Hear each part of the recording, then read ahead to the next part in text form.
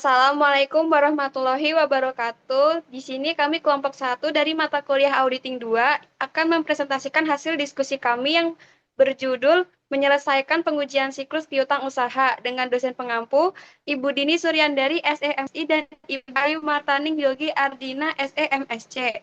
Dengan beranggotakan saya sendiri Farska Juliana dengan NIM akhir 024 dan rekan-rekan saya Fatme Dwi Rahayu dengan NIM akhir 002, kemudian Sylvia Devi Nurma Yulianti dengan NIM akhir 022, kemudian Nafila Cindy Amelia dengan NIM akhir 023, dan yang terakhir adalah Sania Tumutiara Abda dengan NIM akhir 025. Untuk materi pertama akan dijelaskan oleh rekan saya. Baik, sebelumnya, piutang usaha merupakan salah satu akun yang cukup penting dalam laporan keuangan karena berkaitan dengan hak perusahaan untuk menerima pembayaran dari pelanggan. Oleh karena itu, auditor perlu melakukan serangkaian prosedur untuk memastikan bahwa saldo piutang yang disajikan sudah benar, akurat, dan sesuai dengan kondisi sebenarnya. Nah, di sini ada metodologi untuk merancang pengujian atas rincian saldo bagi piutang usaha. Jadi tujuan utama auditor itu memastikan saldo piutang itu tercatat di laporan keuangan dengan benar, wajar, dan dapat ditagih. Nah, di sini ada tahap satu. Di tahap satu itu ada memahami dan menilai risiko. Yang pertama ada mengidentifikasi risiko bisnis klien yang mempengaruhi piutang usaha. Jadi auditor mencari tahu faktor-faktor yang dapat menyebabkan masalah pada piutang. Contohnya banyak pelanggan terlambat membayar atau kondisi ekonomi sedang menurun. Nah, di tahap pertama selanjutnya ada menetapkan materialitas kinerja dan menilai risiko inheren untuk piutang usaha. Nah, materialitas adalah batas kesalahan yang masih dianggap tidak mempengaruhi keputusan pengguna laporan keuangan. Dan di tahap satu yang terakhir ada menilai risiko pengendalian untuk siklus penjualan dan penagihan. Jadi auditor memeriksa apakah sistem perusahaan sudah cukup baik untuk mencegah kesalahan atau kecurangan. Nah, masuk ke tahap 2, di sini ada merancang dan melaksanakan pengujian, pengendalian, serta pengujian substantif atas transaksi. Jadi auditor menguji apakah pengendalian perusahaan itu benar-benar berjalan. Nah, di tahap masuk ke tahap 3 itu ada merancang dan melaksanakan prosedur analitis untuk piutang usaha. Jadi auditor membandingkan data piutang dengan tahun sebelumnya atau dengan target perusahaan. Tujuannya untuk menemukan angka yang tidak biasa dan perlu ditelusuri lebih lanjut. Nah, di tahap 3 yang terakhir ini ada merancang pengujian atas rincian saldo piutang usaha. Jadi auditor memeriksa langsung saldo piutang yang tercatat. Salah satu caranya dengan mengirim konfirmasi kepada pelanggan untuk memastikan jumlah piutang yang tercatat memang benar. Next.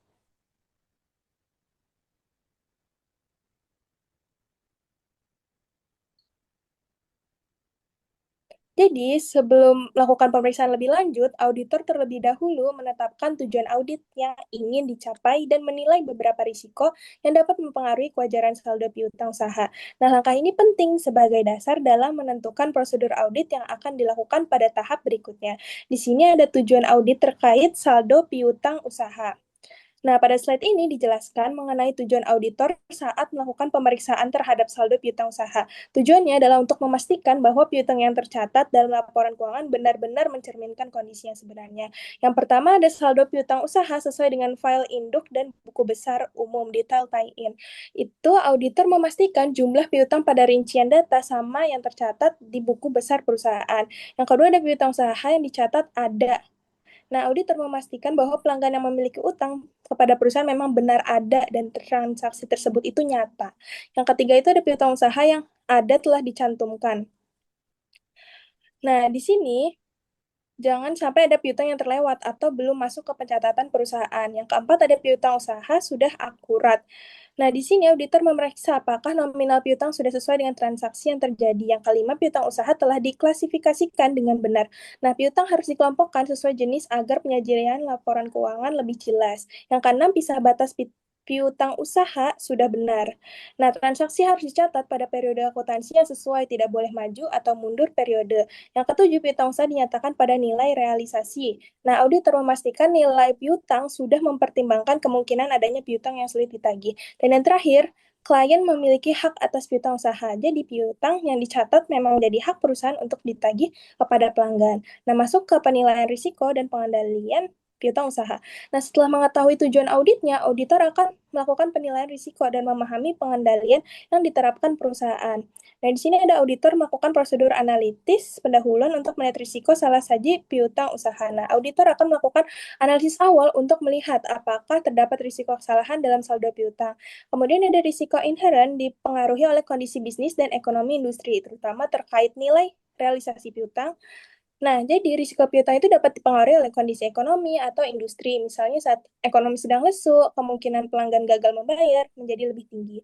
Nah, kemudian di poin terakhir itu, auditor menetapkan materialitas laporan keuangan, lalu mengalokasikannya ke akun signifikan seperti piutang usaha. Next.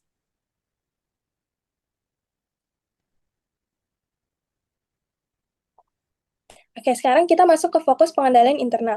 Pada bagian ini, auditor berfokus pada pengendalian internal yang berkaitan dengan piutang usaha. Pengendalian internal itu penting untuk mengurangi risiko kesalahan maupun kecurangan dalam proses penjualan dan penagihan. Yang pertama ada pencegahan atau deteksi penggelapan.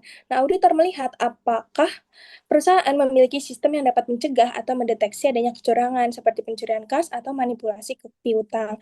Yang kedua ada pengendalian bisa batas transaksi atau cut off. Nah, auditor memastikan transaksi dicatat pada periode yang tepat sehingga tidak terjadi salah saji laporan keuangan. Dan ketiga, pengendalian penyisian piutang tak tertagih. Nah, auditor memeriksa apakah perusahaan sudah memperkirakan dan mencatat piutang yang kemungkinan tidak dapat ditagih.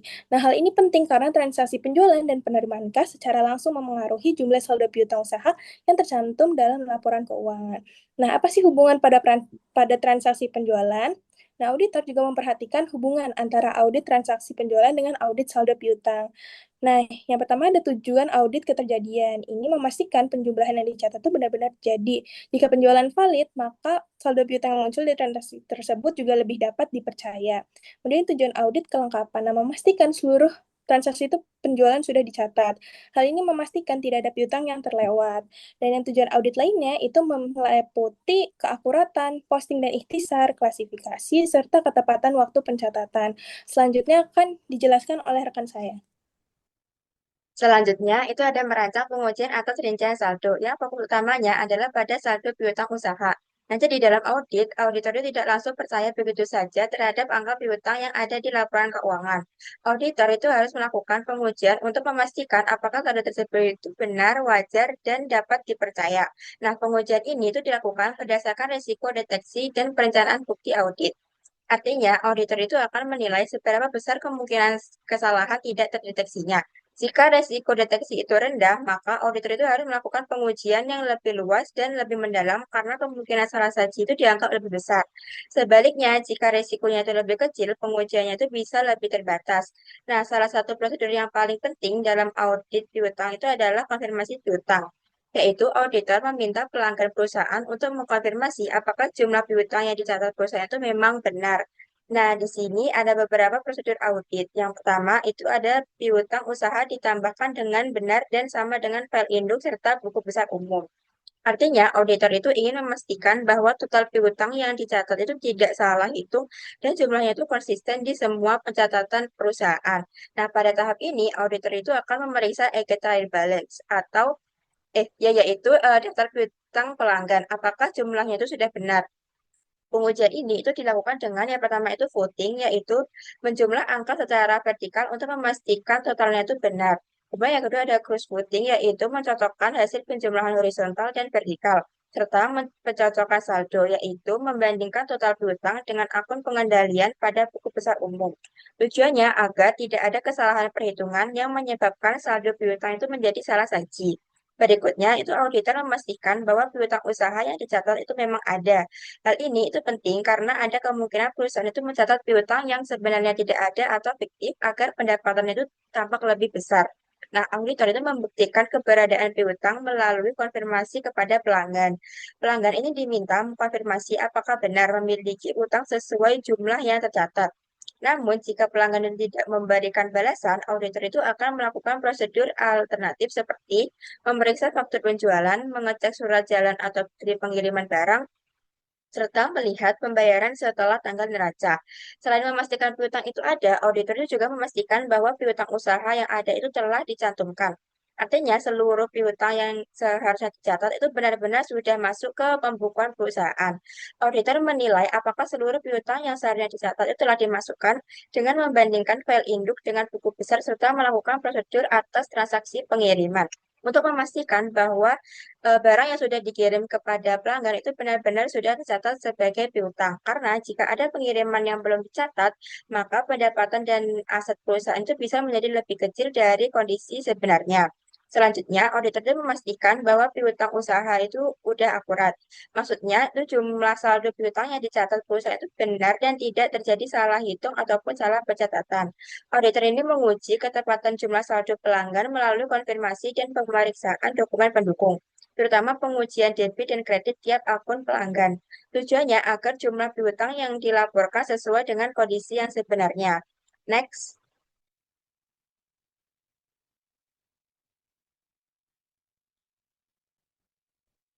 Berikutnya, auditornya memastikan bahwa piutang usaha diklasifikasikan dengan benar.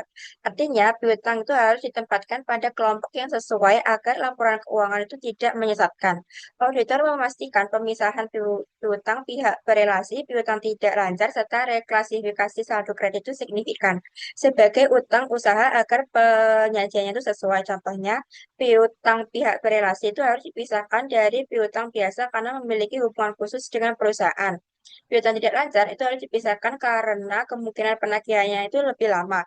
Dan jika terjadi saldo kredit pelanggan yang signifikan, maka harus diklarifikasikan menjadi utang usaha. Selanjutnya, auditornya memastikan bahwa visa batas piutang usaha itu sudah benar. Visa batas atau cut-off itu dilakukan agar transaksi dicatat pada periode akuntansi yang tepat. Auditor itu menguji apakah penjualan retur dan penerimaan kas di setiap tanggal neraca dicatat pada periode yang tepat untuk mencegah salah saji atau cut-off. Selanjutnya akan dijelaskan oleh rekan saya. Selanjutnya, auditor perlu menguji visa batas penjualan.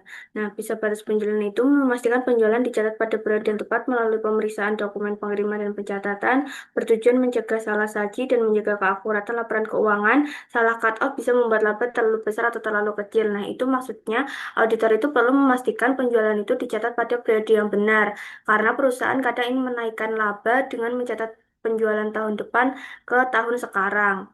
Nah, yang perlu dilakukan auditor itu perlu memeriksa faktur akhir tahun, membandingkan tanggal pengiriman dengan tanggal pencatatan. Yang kedua itu ada visa batas retur dan pengurangan penjualan. Retur harus dicatat pada periode yang tepat jika ada material harus disesuaikan dan bisa menggunakan estimasi. Maksudnya, retur itu harus dicatat pada periode yang benar karena retur itu akan mengurangi penjualan. Maka yang diperlukan atau yang dilakukan oleh auditor itu perlu menelusuri dokumen retur beberapa hari sebelum dan sesudah tanggal neraca. Yang ketiga itu ada visa batas penerimaan kas, itu memastikan kas dicatat pada periode yang benar. Salah cut-off bisa mempengaruhi kas dan piutang, dicek melalui setoran bank berikutnya. Nah, maksudnya itu memastikan penerimaan uang dari pelanggan dicatat pada periode yang benar. Contohnya, kas itu diterima pada tanggal 2 Januari 2025, tetapi dicatat pada tanggal 31 Desember 2024. Nah, akibatnya kas itu terlalu besar dan piutang terlalu kecil. Oleh karena itu, auditor perlu memeriksa bukti setor bank dan mutasi rekening setelah tanggal neraca. Next.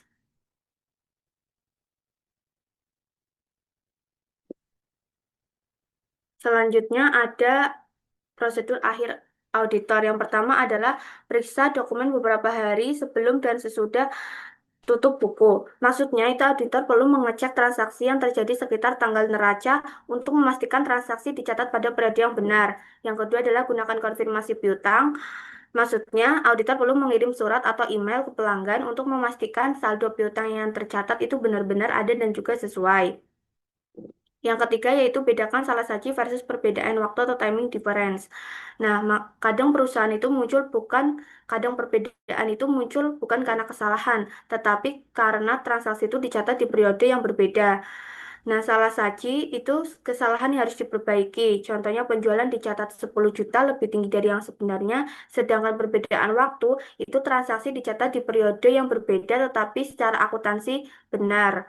Nah, ini tuh penting karena apa? Karena agar auditor itu tidak salah dalam menilai transaksi yang sebenarnya benar tetapi dicatat di periode yang berbeda sebagai salah saji. Selanjutnya ada piutang usaha dinyatakan pada nilai realisasi. Piutang usaha harus disajikan sebesar nilai yang dapat direalisasikan atau NRS, NRV itu rumusnya ada piutang usaha neto sama dengan piutang kotor dikurangi penyisihan piutang tak tertagih. Nah, tujuan dari penyisihan yang pertama adalah mengantisipasi piutang yang tidak dapat ditagih, yang kedua adalah mencerminkan nilai piutang yang realistis, dan yang ketiga menghindari overstatement aset. Selanjutnya ada prosedur audit. Yang pertama adalah menilai kecukupan penyisihan piutang. Maksudnya itu perlu mengecek apakah cadangan kerugian piutang yang dibuat perusahaan itu sudah cukup berdasarkan pengalaman sebelumnya. Yang kedua adalah menganalisis umur piutang, memeriksa berapa lama piutang belum dibayar dan membandingkan dengan kebijakan internal perusahaan. Yang ketiga yaitu mengevaluasi kebijakan kredit perusahaan dan histori penagihan, dan yang keempat itu ada mempertimbangkan kondisi ekonomi. Jika ekonomi memburuk, maka auditor menilai kemungkinan piutang macet itu lebih tinggi sehingga cadangan perlu disesuaikan. Next. Selanjutnya ada evaluasi penyisihan dan beban piutang tak tertagih. Yang pertama adalah evaluasi penyisihan piutang. Yang pertama itu menggunakan umur piutang. Maksudnya, semakin lama piutang belum dibayar, semakin tinggi resiko gagal bayarnya. Yang kedua adalah membandingkan data dengan data tahun sebelumnya. Auditor perlu melihat apakah penyisihan yang dibuat itu masih masuk akal dibanding periode sebelumnya. Yang ketiga adalah menggunakan presentasi estimasi kerugian. Dan yang keempat adalah mempertimbangkan kondisi ekonomi. Saat resesi ekonomi, banyak pelanggan kesulitan membayar utang sehingga resiko piutang macet juga meningkat. Yang terakhir ada verifikasi beban piutang tak tertagih. Yang pertama ada saldo awal penyisihan sudah diaudit sebelumnya. Auditor perlu memastikan saldo awal cadangan kerugian piutang dari periode sebelumnya itu sudah benar dan bisa dijadikan dasar perhitungan periode sekarang. Yang kedua ada penghapusan piutang diuji secara substantif. Piutang yang dianggap tidak tertagih dapat dihapus dari pembukuan, harus diperiksa bukti dan juga alasan penghapusannya. Yang ketiga saldo akhir diverifikasi di mana beban piutang tak tertagih dapat dihitung ulang. Auditor perlu menghitung ulang saldo akhir penyisihan piutang tak tertagih dan juga beban piutang tak tertagih untuk memastikan sesuai catatan perusahaan. Selanjutnya bisa dijelaskan oleh rekan saya.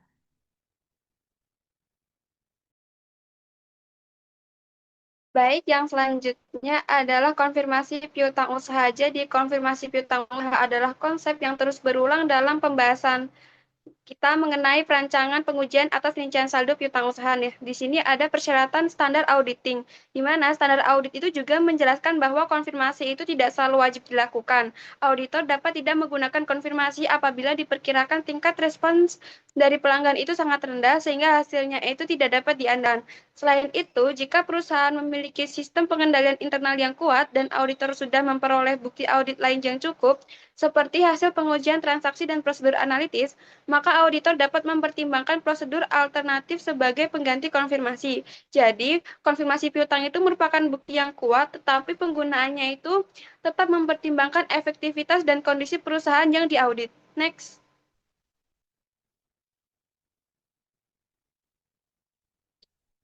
Selanjutnya ada jenis konfirmasi piutang usaha.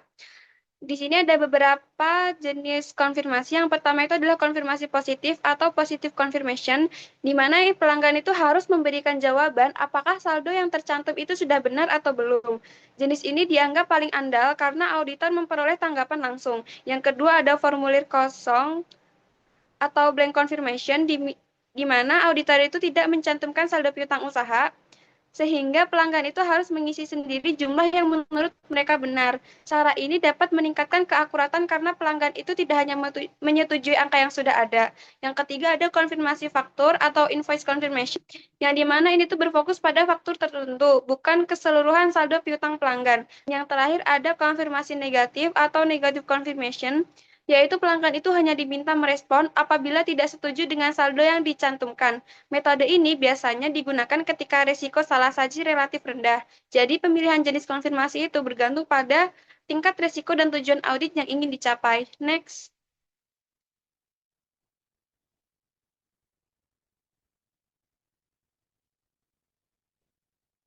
Selanjutnya ada penetapan waktu, konfirmasi piutang itu sebaiknya dilakukan sedekat mungkin dengan tanggal neraca agar bukti yang diperoleh itu lebih relevan dan mencerminkan kondisi sebenarnya pada akhir periode. Nah, jika konfirmasi itu dilakukan jauh sebelum tanggal neraca, auditor itu perlu melakukan prosedur tambahan untuk memastikan bahwa saldo piutang itu tidak mengalami perubahan material hingga akhir periode pelaporan. Yang selanjutnya ada keputusan sampling, di mana dalam praktiknya auditor itu biasanya tidak mengkonfirmasi kepada seluruh pelanggan karena akan memakan waktu dan biaya yang begitu besar. Nah, oleh karena itu digunakanlah metode sampling. Ukuran sampel yang dipilih sendiri itu dipengaruhi oleh beberapa faktor seperti materialitas kinerja, risiko inheren, risiko pengendalian, risiko deteksi yang dicapai dari pengujian substantif lainnya, dan jenis konfirmasinya. Semakin tinggi risiko kesalahan atau semakin besar nilai piutang yang dimiliki perusahaan, maka jumlah sampel yang dipilih auditor juga akan semakin banyak. Dengan kata lain, keputusan sampling itu tujuan agar auditor tetap memperoleh bukti yang cukup dan andal tanpa harus memeriksa seluruh populasi piutang. Selanjutnya akan dijelaskan oleh rekan saya.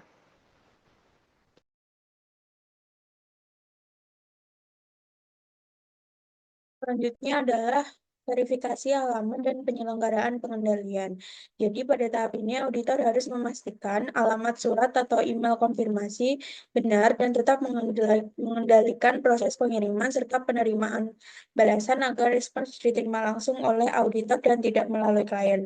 Jadi di sini auditor harus memastikan bahwa surat konfirmasi dikirim langsung kepada pelanggan yang benar. Tujuannya adalah agar jawaban yang diterima benar-benar berasal dari pihak yang memiliki utang kepada perusahaan. Selain itu, auditor juga harus mengendalikan proses pengiriman dan penerimaan balasan untuk menghindari manipulasi atau campur tangan dari klien. Misalnya, kalau surat konfirmasi dikirim ke alamat yang salah, maka hasil konfirmasi tidak akan dapat diandalkan sebagai bukti audit. Lalu selanjutnya, menindaklanjuti non-respons. Jika konfirmasi tidak dikembalikan oleh pelanggan, hal itu tidak bisa langsung dianggap sebagai bukti audit yang cukup. Untuk konfirmasi positif, auditor wajib melakukan tindak lanjut seperti mengirim permintaan kedua atau ketiga. Jika tetap tidak ada balasan, auditor harus melakukan prosedur alternatif. Misalnya memeriksa bukti penerimaan kas setelah tanggal konfirmasi, salinan faktur penjualan, dan dokumen pengiriman untuk memastikan dokumen piutang tersebut benar-benar ada dan valid. Nah, contohnya, misal pelanggan tidak membalas konfirmasi, tapi auditor menemukan bahwa pelanggan telah melunasi piutangnya 1 minggu setelah tanggal neraca. Maka hal ini bisa menjadi bukti bahwa piutang tersebut memang benar ada.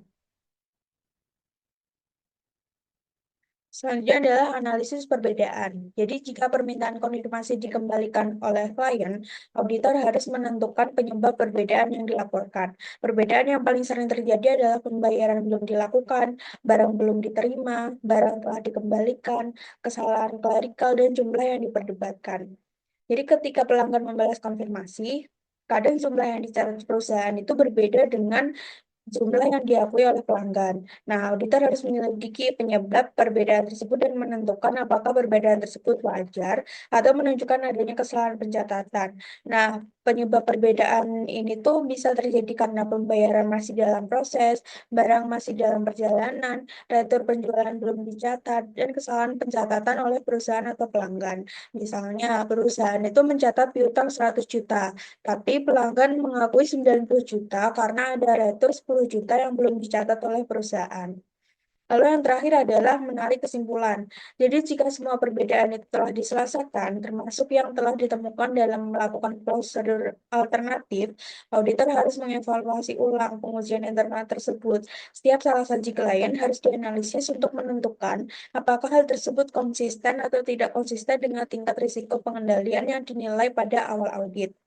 Jika sejumlah besar salah saji yang terjadi tidak konsisten dengan penilaian risiko pengendalian, auditor harus merevisi penilaian itu dan mempertimbangkan implikasinya bagi audit pengendalian internal.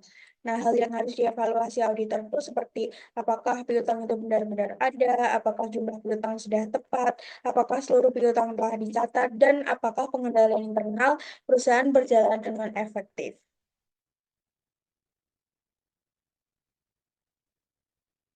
Baik, jadi kesimpulannya adalah pengujian siklus piutang usaha itu tidak hanya bertujuan memeriksa piutang, tetapi juga memastikan bahwa hak perusahaan atas piutang tersebut itu benar ada, nilainya tepat, juga dapat dipertanggungjawabkan. Oleh karena itu, penggunaan konvensi piutang dan prosedur audit lainnya menjadi langkah penting untuk meningkatkan keandalan laporan keuangan serta mendukung pemberian opini audit yang tepat.